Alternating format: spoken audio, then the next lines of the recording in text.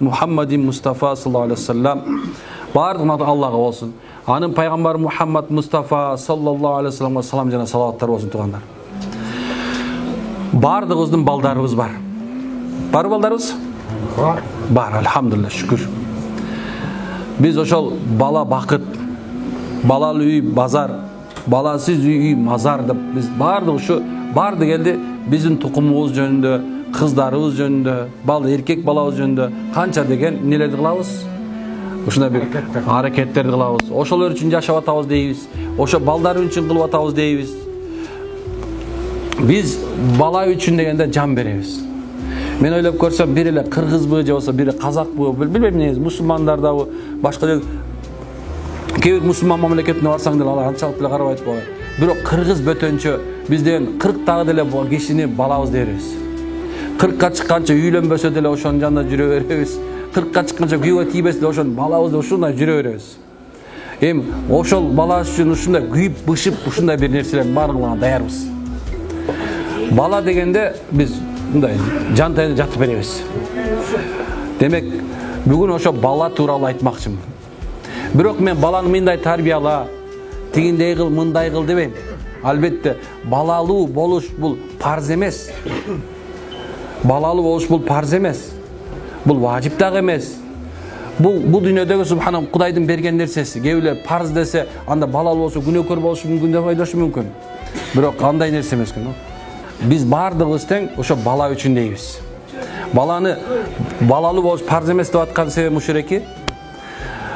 Алла кааласа Куранда ушуну айтып атат. Биз кааласак эркек беребиз. Кааласак кыз беребиз.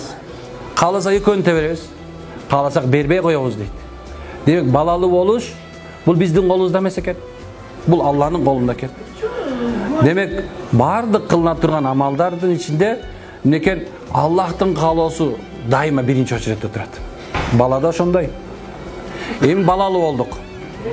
Биз ага тарбия беришибиз керек. Кантип тарбия бериш керек дегенде анын уже башкача жолу бар.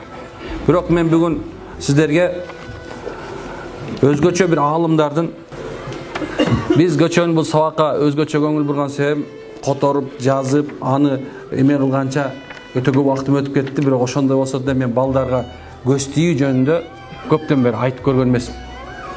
Айтканбыз, балдарга көз тиет деп айтканбыз. Бирок мынчалык деңгээлде мен силерге биринчи жолу айтып берем азыр. Аябай көңүл бургула. Жана бул нерсе биздин жашообузда күнүгө болуп аткан нерсе. Араңарда эгерде дамылалар болуп турган болсо, жакшылап эсиңерге алып алгыла. Айылдын имамдары, медреседе окуп аткандар, дамылалар, Египеттен өтүп келгендер көп отурасыңар. Аллахым ыраазы болсун. Таангандар, тааныбаган бар. Түркиядан өтүп келгендер отурасыздар. Эми Аллахым береке берсин, субханалла. Биз силердин илимиңизге жетпейбиз. Мен фыкыхчы эмесмин, мен усулчу эмесмин, субханалла. Ошол себептен бир жөнөкөй бир айылдын бир молдосунун жанына келип отурганыңыздар Аллах ыраазы болсун. Демек, бүгүн балдарга көз тийүү. Балдарга көз тийүүнү мен экиге бөлдүрдүм. Устаздардан эме алсак, экиге бөлгөн жакшы дейт. Биринчиси бул жаңы төрөлгөн бала 2 жашка чейин, анан 2 жаштан өйдө 14 жашка чейин деп бөлдүк иншалла. Жаңы төрөлгөн балага көз тийиши, ошондой эле жиндердин кол салышы, ошондой эле субханалла кара дуалан сыйкырланып калышы дагы толугу менен мүмкүн. Некен?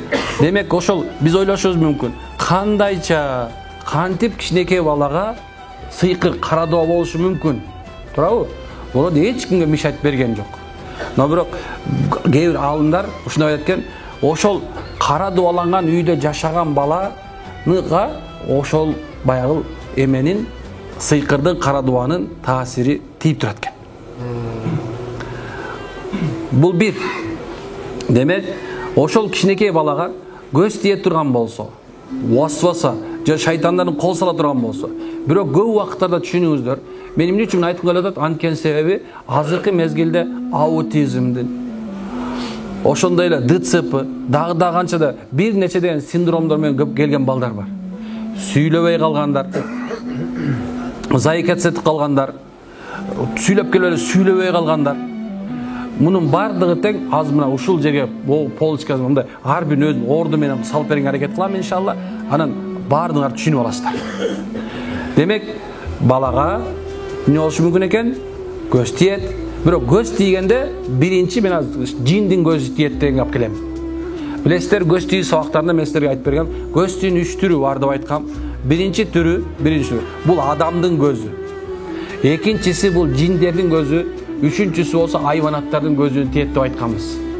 Бул 3 нерсенин көзү. Кээбилер кантип айванаттын көзү тийиши мүмкүн десе, мурунку салихандардын замандарында үйлөрүндө ит мышык боло турган болсо, ошол мышык дасторкон келе турган болсо, биринчи дасторкондогуну тойгузушат эле. Ошондой эле башка бир элдердин, жоксо мусулманчылыкка маданият ушу сиңип калган элдерде мурунку замандарда үй кызматчылары болгон себебинен үй кызматчылары тамактап келип карап турбасын, ошолорду кошо чогуу отургузушкан. Пайгамбар саллаллаху алейхи вассалам үй кызматчылары менен чогуу тамак ичкенди буйруган. Бул жерде чоң хикмат бар дейт. Усулчулар ар кандай усул менен чыгарат. Фыкыхчылар бул жерден өзүнчө бир бул хадистен маани чыгарат. Усулчулар өзүнчө чыгарат. Эми дарыгерлер болсо өзүнчө чыгарып атат. Далил чыгарат. Мында дегени ошол үйдүн ичинде турган кызматчы дагы сен жеп аткан тамакты балким курсак ачык боло турган болсо, ошону сугуп өтүп кетет да, сага оорутат деген сөз экен да. Ошол себептен илгери экен биринчи мышыкты тойгузгула, андан кийин субханалла өзүңөр тойгула деп айткан. Үйдө мышык дагы, ит дагы субханалланын көзү тие турганы анык. Демек урматтуу, кичинекей балага, же ымыркай балага, жаңы төрөгөлгөн балага көз тийиши анык. Бирок көп убакыттарда жиндердин көзү тие тургандыгы дагы бул белгилүү. Жиндердин көзү тиүү деген келгенде кээбилер айтышы мүмкүн. Молдоке, жөнөкөй адам менен көз тийиши менен жиндердин көз тийишинин айырмасы кандай дегенде, айырмасы көп. Бирок негизгиси ушул эки, аны жиндин көзү тийгенден кийин балдардын айыгышы оор болот. Жоксо келечеги көпчүлүгүн субхана талкаланып кетет. Жиндердин көзү ушундай. Ушундай нерсе. Ушундай экен. Биринчи эмчек эмген балдарга көз тийген бели ушул дейт. Биринчиси ошол бала ыйлабаган, жакшынакай эле бала ыйлап баштайт. Дайым такай гый пайда болот. Ыйлаганда дагы жөн ыйлабайт дейт, күн түн ыйлап калат экен. Бир нерсе сайгылап аткандай туруп кыйкырып ыйлаган пайда болот дейт. Уктап атат экен, кыйкырып экен. Тамак жебей калат. Тамак жебей калгандагысы эненин сүтүн ичпей калат. Ошондой эле суу берсең, кичине суу ичиши мүмкүн дагы эле, мынекен ошондон ары тамак жебей, же болсо эненин сүтүн ичпей калат.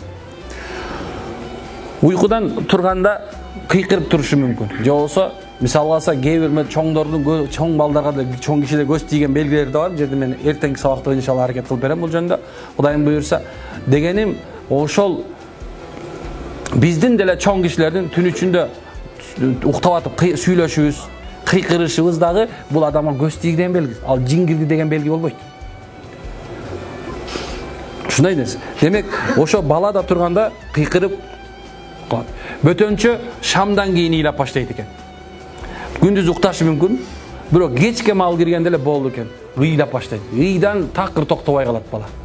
Демек, бирөө тиштеп аткандай, же болсо ушундай бир көгөргөнгө чейин ыйлашы мүмкүн, кызарып кетиши мүмкүн. Бирок ый такыр токтобой калат. Демек, бул шайтандын көз тийгенен жана ошондой сырттан васваса кылган. Некен шайтандын көзү тийди, сырттан васваса дегенибиз ошол баланы чымчышы мүмкүн. Билесиздер, хадис шарифада эки гана адамга шайтан кол салган эмес энеден туылганда. Биринчи бул кимге? Мариям энебизге, экинчиси Мариямдын уулу Иса алейхиссаламга гана. Ушул экөөнө гана шайтан кол сала алган эмес. Бирок кыямат күнгө чейинки бүткүл адамдарга шайтан кол салат. Биз мындыр жанакы көгөрүп калган нерсени умайене деп коебуз го. Умая чаап коюптур. Жок, ал шайтан ал жөн эле чыгарып алган умайене деп шайтан чаап койгон болот.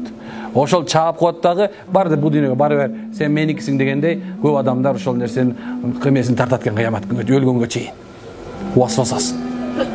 Демек эки эле адамга тийген, бирок калган бардыгыбызга шайтан алейхиссалам деген васвасасы, анын азгырыгы, анын кол. Бөтөнчө билебиз, негизи мындай айтканда, кичинекей баланын ооз пардасы жабык.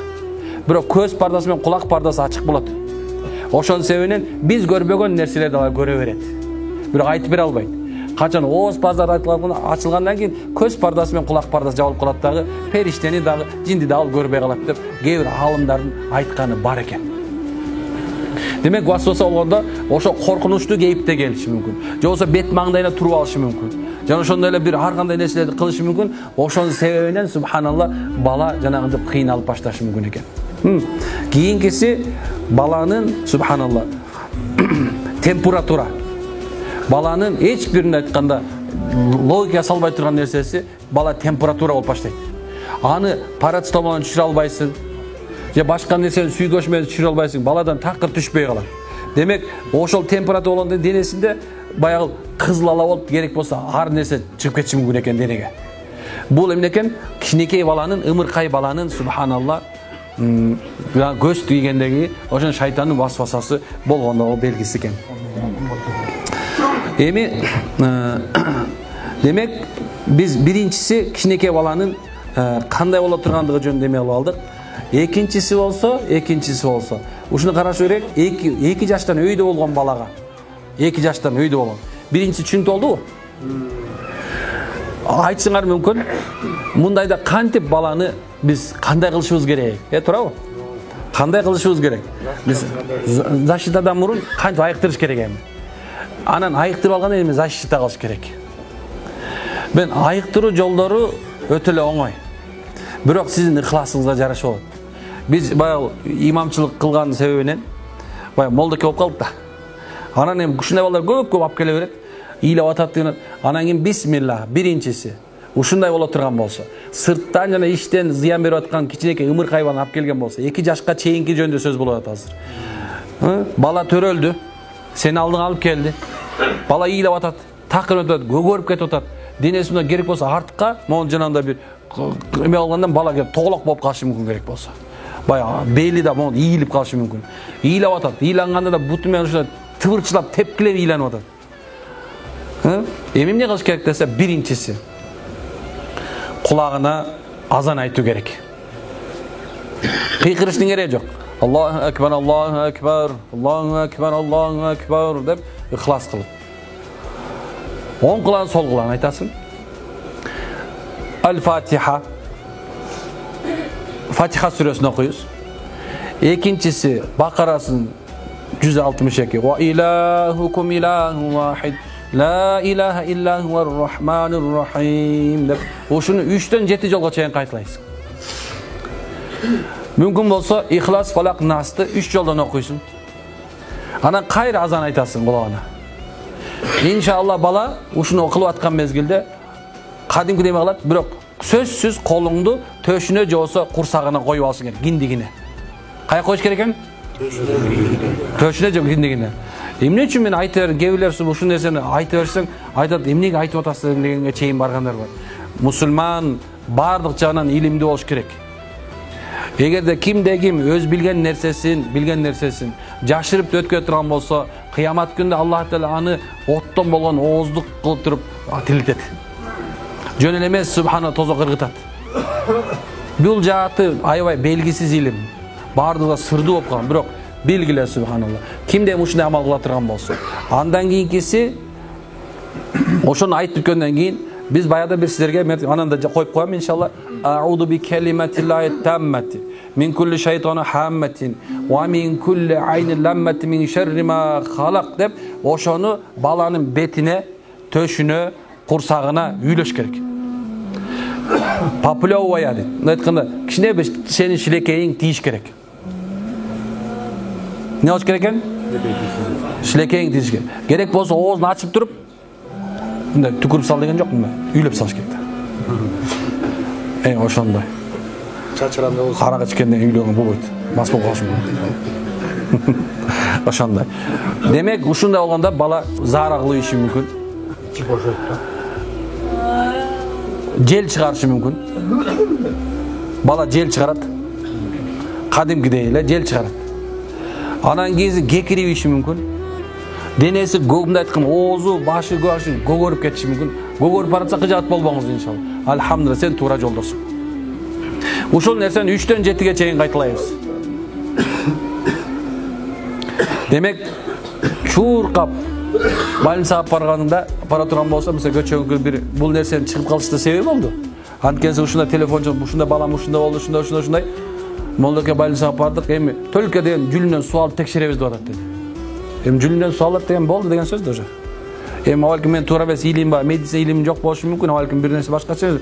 Бирок субханалла, бул врачтар эч нерсе таппай кой деген сөз. Сен ошол замат ушул амалдарды кылышың керек, же болбосо ыхластуу бир таква бир адамга субханалла ушул нерсени окутушуң керек деген сөз. Бирок бул деген ал балага жин кирип кетти деген сөз эмес. Ал бала көз тийди деген сөз экен. Түшүнүп жатасыз?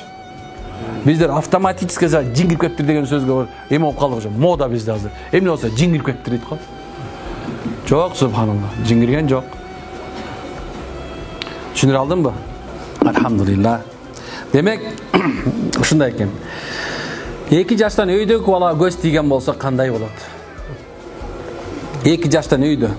Эми бул важный моментти караңыздар. Бул нерсени карашыбыз керек, түшүнүшүбүз керек. Ар бир аял дагы, эркек дагы. Силер мага канча баланы алып келип атасыздар? Ушул жерде аз болбогону бир 100 бала бар азыр. Ошол балдардын бардыгынын диагнозу ушул эки. Башка эмес. 1. 2 жаштагы баланын биринчиси мүнөзү өзгөрөт. Бала жакшынакай эле жоош, ушундай болчу. Бирок мүнөзү өзгөрдү. Биринчи мүнөзү өзгөрөт. Ар бир ата эне баланын кийими, бүтүн курсагы токтон башка дагы адеп ахлагына аябай көңүл буруш керек. Курсагын ток, кийимин бүтүн кылып коюш бул парз эмес. Баланын мүнөзүн, характерин, адебин формировать этиш бул парз. Пайгамбар саллаллаху алейхи ва саллям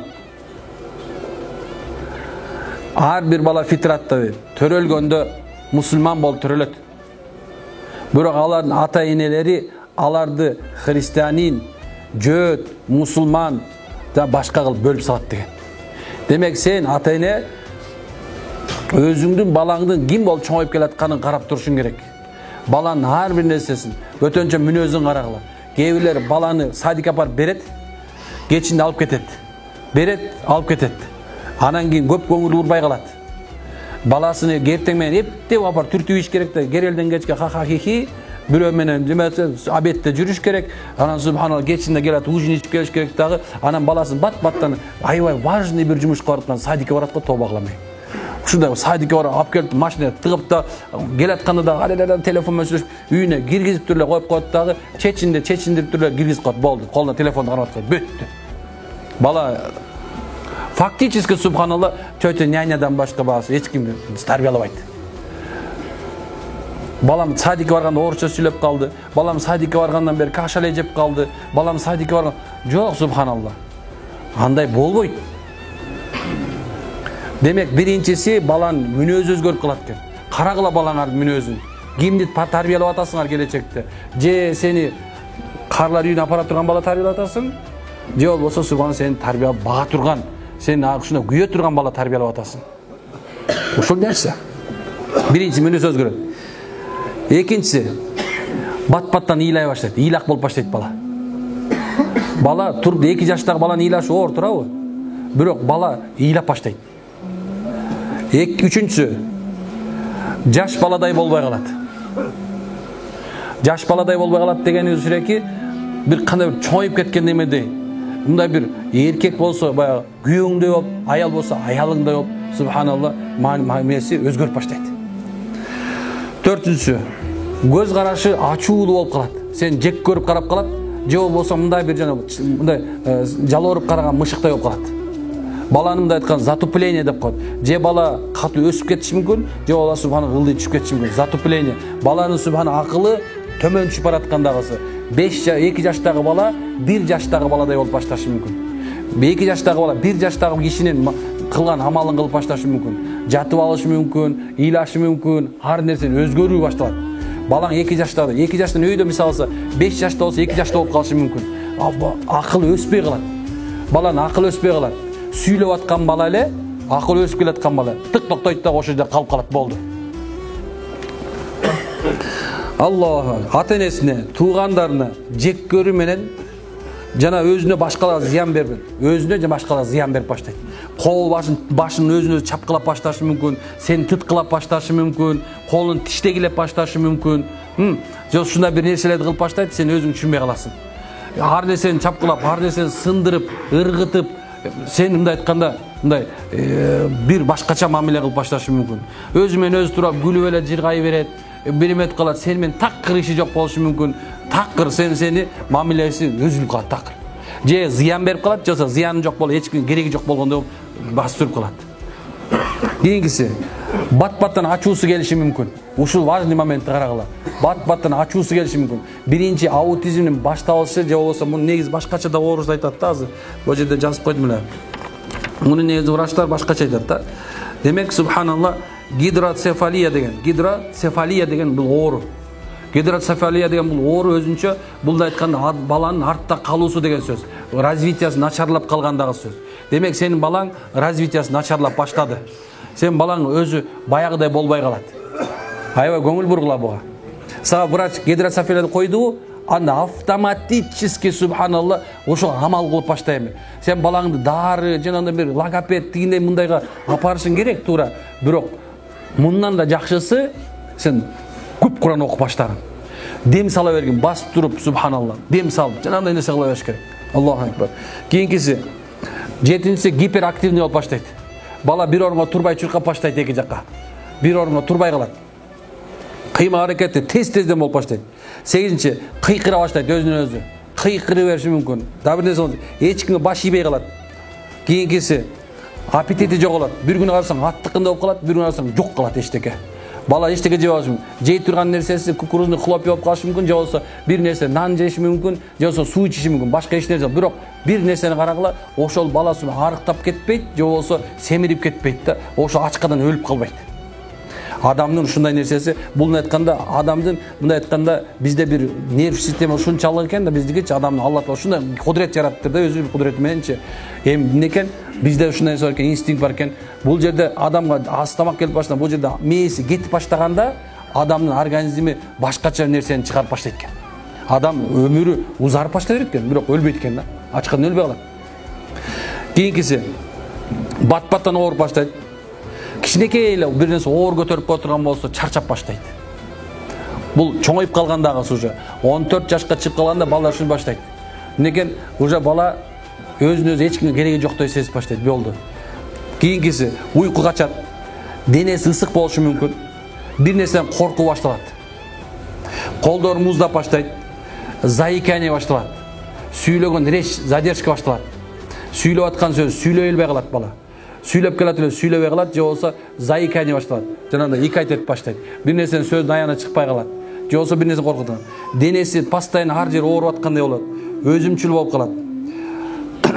Кача баштайт ар нерседен. Үйдөн качышы мүмкүн, же болбосо сенден качышы мүмкүн. Үйдө бир адамды жек көрүп калышы мүмкүн. Энесин, атасын, же болбосо бирөө келе турган болсо үйдөн чыкпай качышы мүмкүн. Зээн жоголот, салмак жоголот.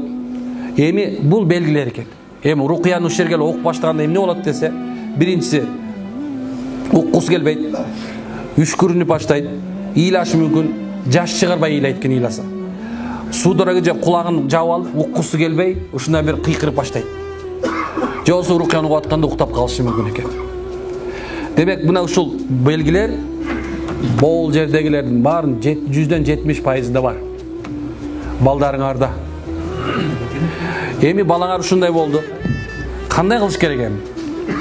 Десе, урматтууларым, сөзсүз өзүңөр аракет кылып баштагыла. Кантип аракет кыласыз? Кантип аракет кыласыз? Күнүгө Аль-Фатиха сүрөсүнүн дарат алдагы 41 жолудан бир сууга окуп, балаңа ичирип, ошо менен жуундуруп башта. Алдын айтат экен, 2 айдан 3 айга чейин дейт. Дагы бирөө айтат, 3 ай, минимум 3 ай, максимум 3 жылга чейин балага ушул амалды кылыш керек экен дагы. Бир нече убакыттын ичинде бала өзүнүн ордуна келет дейт экен. Келбей койбойт экен. Бирок сен ыкыласың, аракетиңе жараша болот. Назар аяттарын окуганга аракет кылыңыздар.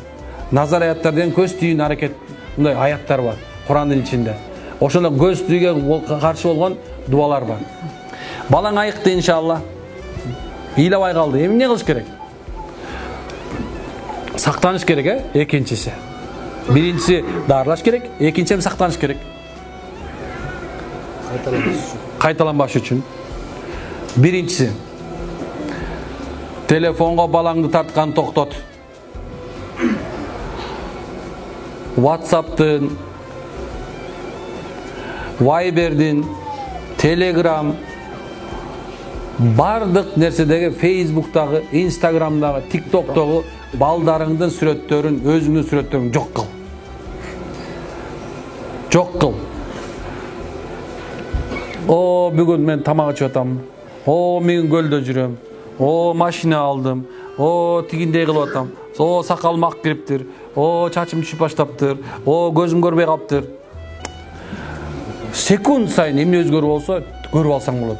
Адамдын жашоосу эмне болуп аткан, сүйлөп аткан сөзүн жанакы WhatsApp койгон статусунан элечи окуп койсоңчу, сен уже эмне болуп атканын билип койсо болот да.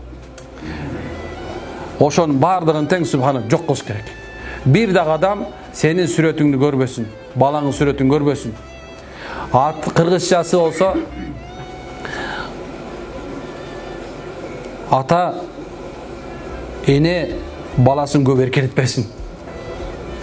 Эркелетүү бар туура шариятыбызда. Ал сенин эле балаң. Но бирок слишком байгыл, аша чаап кетпеш керек. Атанын мээрим өтүп кеткен кыз бактысыз болот дейт кызда. Дегеним көрүп атам ошону, атанын мээрим өтүп кеткен кыздарды. Бар орукчан. Көз тийген десең, кимдин көз тийиптир? Айтчы болду экен, айтчы, сеники деп айтайын десең, байгыл сөрүндө мойнун албайт азырчы. Ушундай нерсе. Бала сеники. Senin ayalın tuğdu. Sen güyöngön tuğdun. Boldu. Demek subhanallah bu nersenin көңүл буруш керек экен. Ай груп болсо кечирип коюңуздар, бирок төрөттүң, сеники эле. Ошол эмездер кээ бир нерселерде жана кичинекей балаларда мындай башына көз сүйкөп койгон бул ширк эмес. Хазирет Усмандын сүннөтү. Бул нерсени шалбара тийилип кое бер. Бакара сүрөнүн 162 аятын жазып, баланын төйнөп кое бер табыз иретинде, моюнуна тагып кое бер. Анан эч кандай эмес жок. Балдарды субханалла ушинтип акырындык менен болсо коргоонго аракет кылышыбыз керек. Аракет кылабызбы? Демек тууганым, бар нерсе өзүнүн акыл ченеми, шариаттын ченеминде толугу менен бар. Эми сенден аракет керек. Мен азыр карап отурам. Көпчүлүктөрүңүз бияка келдиңиздер. Бирок эмнегедир мусулмандын ааламаты көрүнбөй атат. Мусулмандын жана мусулманканын ааламаты жок болот. Силер Молдова келгенде топу кийип атасыңар, Молдова келгенде жол салынып атасыңар. Бирок сыртка чыгаар менен эле баягын алып ыргытып атасыңар кайра. Бул имандын дарысы бул. Иман дарысы. Ана мен өзү качан айгам, качан сен хижап кийгенде, качан сен намаз окуп баштаганда, качан сен субханалла зына кылбай калганыңда, качан сен калп айтпай калганыңда, качан сен Аллах Тааланын жолуна чыгып калганыңда, анан иншалла батайгасың. Ага чейин болсо иманың алсыз болгон себебинен чыгар замат жол тыргытып аткан болсоң, чыгар замат арам нерсе кылып аткан болсоң, чыгар замат бирөө ушактап аткан болсоң, анда жүрө бересиң. Демек иманга келели машалла. Иманга келели. Кудайым буйрса бар нерсе Алланын колунда, ниеттер туралайыр. Аракет кылабызбы? Түшүнүктүү болдубу? Аллахым берет. Субханак хамдик ашхаду ла анта астагфирука ва атубу илейк. Аллах разы болсун.